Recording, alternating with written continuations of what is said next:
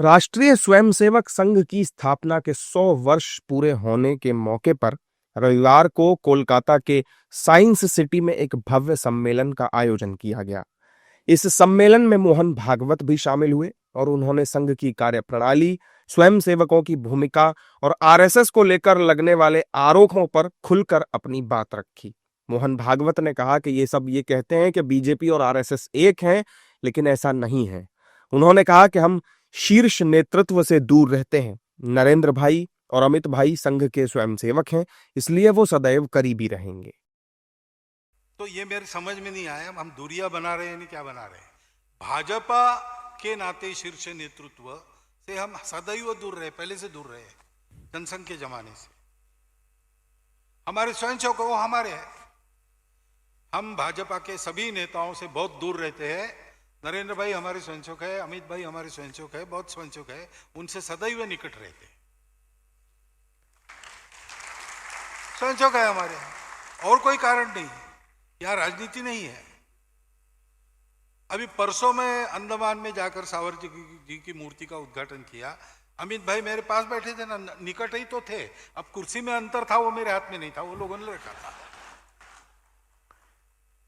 तो ये दूरियां नजदीकियां, ये सब बाहर नैरेटिव जो आता है ना आपके पास मीडिया से, वो देखकर आप कह रहे हो, ऐसा है नहीं भाई। इसके अलावा मोहन भागवत ने मुसलमानों को सलाह दी और कहा कि वो बेशक पूजा से अलग हों, लेकिन वो भी राष्ट्र के ही हैं। साथ ही मोहन भागवत ने पश्चिम बंगाल में रखी गई बाबरी मस्जिद की आधारशिला को लेकर कहा कि फिर से बाबरी को खड़ा करना सिर्फ वोटों के लिए हो रहा है।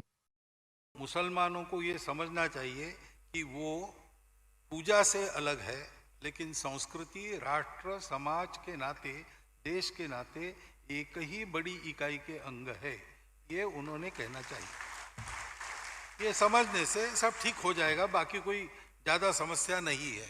अब फिर से बाबरी मस्जिद बनाकर उस झगड़े को रीस्टार्ट करने का ये पॉलिटिकल षड्यंत्र है, मतों के लिए हो रहा है।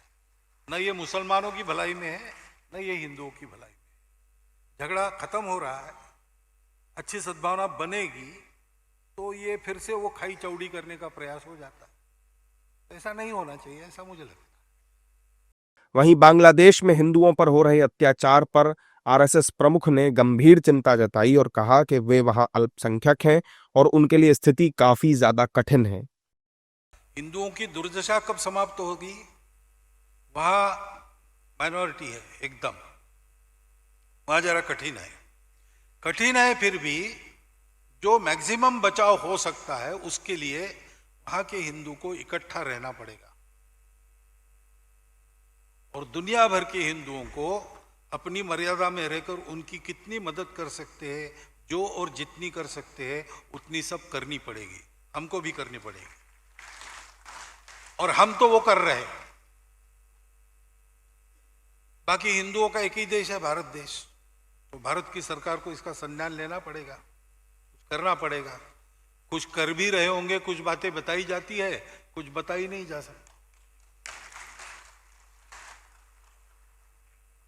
परिणाम कभी होते कभी नहीं होते, लेकिन करना तो पड़ेगा। कोलकाता में हुए कार्यक्रम की अनुमति को लेकर कोलकाता पुलिस और आयोजकों के बीच भी खींचतान थी। मामला कलकत्ता हाईकोर्ट तक पहुंचा, जहां हस्तक्षेप के बाद शनिवार शाम को सम्मेलन की अनुमति दी गई। इसके बाद आरएसएस प्रमुख मोहन भागवत सम्मेलन में पहुंचे और यहां उन्होंने ये तमाम बातें कही।